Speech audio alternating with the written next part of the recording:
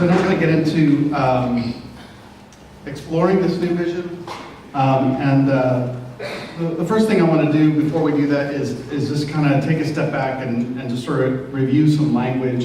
If you've ever been part of corporate organizational discussions, you probably heard things like mission and vision and values, and we've already heard some of those today. Strategic mission focus, vision statement, these kinds of things. And so I just want to take a step back and explore some of those terms and what we mean by them and how they apply here. So when we talk about mission, we're talking about our ultimate purpose. And in the context of the church's mission really hasn't changed in 2,000 years plus or minus. There are different ways that individual churches might articulate this mission statement. You might see them on a website. We don't actually have a statement for ourselves, but the shorthand might be just simply making disciples and sharing God's good news with the world. It comes right out of the Great Commission and all sorts of other places in the New Testament. But really our mission is to make disciples of Christ and to help others know about God's good news. That's the mission. The church of AD 35 and the church of AD 2018 still has that same mission. Now, of course, it's going to look different when you look at that church of AD 35 or AD 505 or our church today. But the ultimate purpose for which we exist, our mission in the world, is more or less the same. Now, communities that gather around this mission have some things that make them unique. And one of the ways to talk about those unique features would be to call them values, sort of those things that make Chestnut Grove uniquely us. And part of the process that we've been going through is to help identify some of those essential core values for Chestnut Grove. And this is going to do a couple things. First of all, it's going to help us to be clear about who we are and who God has formed us to be. What makes us different than, say, Ashland Presbyterian, or what makes us different from St. John's Lutheran down the road. Not that those differences mean that we're better or worse than those places, but it's just sort of what makes us us. We just celebrated our 175th anniversary, and in talking with former members and longtime members and new members, you can hear some very similar themes, even through the long life of our church. And the values that we've identified, and you'll have a chance to reflect on those in a moment, are these 6. Faith as a journey, hospitality, multi-generational, outward focused, authenticity, and engaging worship. Not only does it help us kind of understand who we are, but in particular, it helps us understand how to remain who we are as we, to use the analogy, head into the mountains, where some of the things that we do or some of the ways that our ministry looks may change in significant ways. It's going to help us understand those things that define us specifically and uniquely, create some boundaries and some guidelines about how that change occurs. So between those two, that mission that never changes and the values that make us who we are, we have the vision that articulates what God's call is for us today. It's a way of saying this is where we see God leading us into the future. And the horizon of that vision, at least for us right now, is probably about 5 years.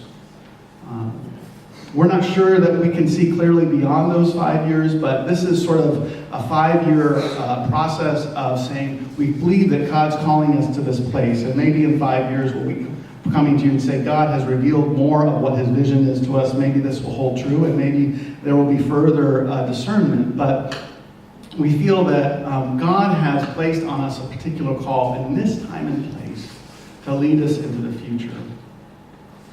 And again, we don't have a really catchy, blithe, kind of one-sentence statement that we're going to post on our website or things like this, but one way that I'll just use as a shorthand for right now to kind of talk about that vision is that we feel that God is calling us as a congregation to focus our efforts and our passions on blessing growing families in the greater Jacksonville area.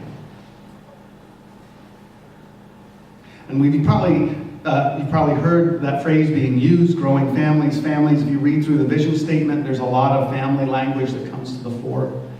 And what we're really going to talk about in the next couple slides is why growing families in particular, why growing families and maybe not some other things. So Janet, why don't you come up and share with us how we got to that conclusion.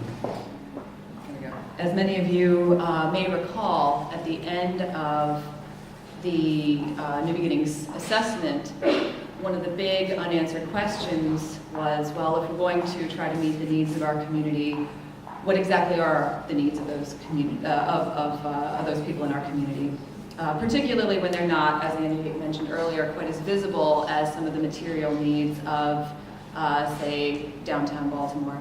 So over the course of about a year, a small team, including Robin Zamorowski, Rick O'Donnell, myself, and a couple of others, looked at multiple segments that were prevalent in our community to try to understand what their needs were. And certainly there were a lot of different observations. It's a lot of different groups of people. I don't have time to go through all of those observations right now, but I want to talk about the common themes and how those themes rose to the top. So the common sentiment was this feeling of overscheduling and overwhelm, and the realization that society was not set up to support families quite the way that it was in the past. Youth find themselves more overscheduled and overwhelmed than ever, growing up striving for perfection in a digital social media age, more college focused than ever and earlier. Young families find their villages fading away in our increasingly dual income community, where there are fewer people whose primary activity is volunteerism. And so formative experiences that used to help our families grow and develop, that used to be impacted by multiple adults and people from all walks of life, are now more and more so bolstered by the parents themselves. So the top non-material need for both youth and young families were time, support, and a place for rest. Additionally, research shows that millennials are indicating, which of course overlaps with youth and young families, in fact encompasses both of those groups. Millennials are more and more saying that they are looking for experiential places of rest rather than beehives of activities. And that research is consistent with what we found in talking to our local youth and young families. Moving on, active seniors are often feeling like a built-in taxi or a nanny, or I may or may not be guilty of that, but built-in resources for their growing families that are feeling more and more overwhelmed and overscheduled. And the families of assisted seniors are having an increasingly difficult time supporting their aging relatives due to the sandwich effect of taking care of children and elders at the same time. So growing families of all different shapes and sizes are feeling overwhelmed and overscheduled. And that theme was impacting every single one of the community groups that we looked into.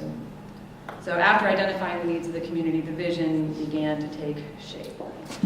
So based on the research that Janet and her team came up with, she said, our vision began to take shape. We realized the needs are real within our community.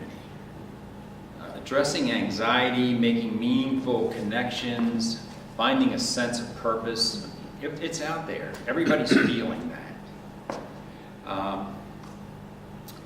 Growing families, we realized, are our future. I think this kind of hit me in the head when we all had our own little groups that we were going to try and champion.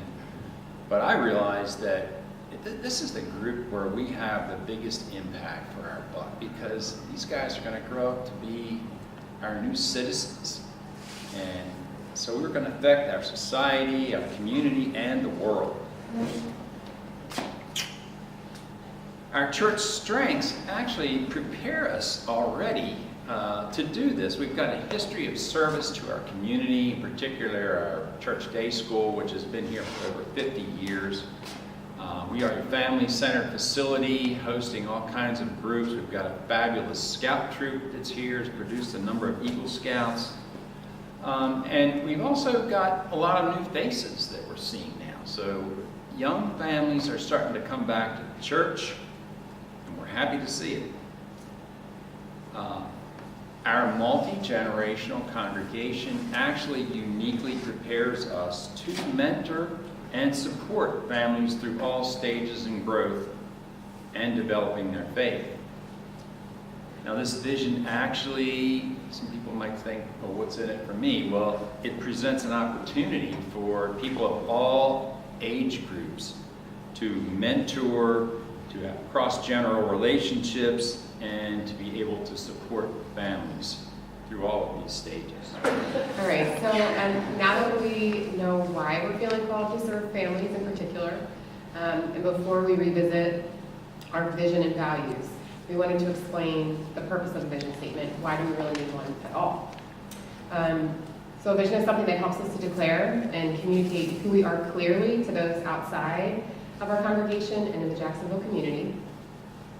A vision also helps us to declare for ourselves internally what our purpose is, and it serves as a guidepost for us.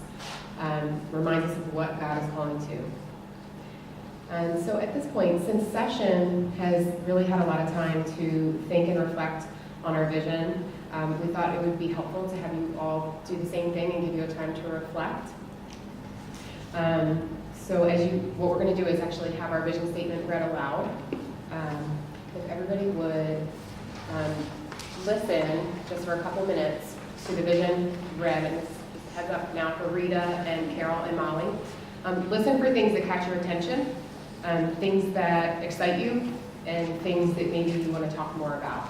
Feel free to jot things down while you listen. Editorial comment, I love the open. Let's get real. Life is messy. Parenthood is hard. Marriage is tough. Families are overstimulated, overextended, anxious, and uncertain. What if, in the midst of life's worries, there was a place in our community for families to find rest, support, direction, and clarity? At Chestnut Grove, we walk together through life, shaded by the branches of God's love. Rooted in Christ and confident in His promises, we are learning Jesus' way of truth and grace as we cultivate the fruits of His Spirit. Growing in faith together, we strive to follow Christ's call to share God's goodness with the greater Jacksonville community.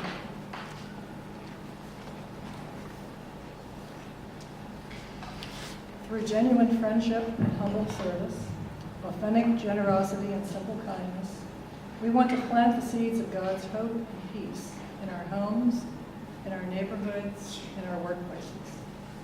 Let's discover our purpose. Let's inspire our community. Let's be a church that renews relationships, restores trust, and refreshes souls. Thank you. So, as I mentioned, we want to have some time for you all to think about that just individually for a couple minutes. So at your tables in the center, if you haven't already discovered, you have this handout, and on the back there are these 3 questions. They're the same questions as what you see up on the screen now. And just jot down what you think. We're not going to talk out loud about these right now, but we will do a small group conversation later where you'll be able to share some of these.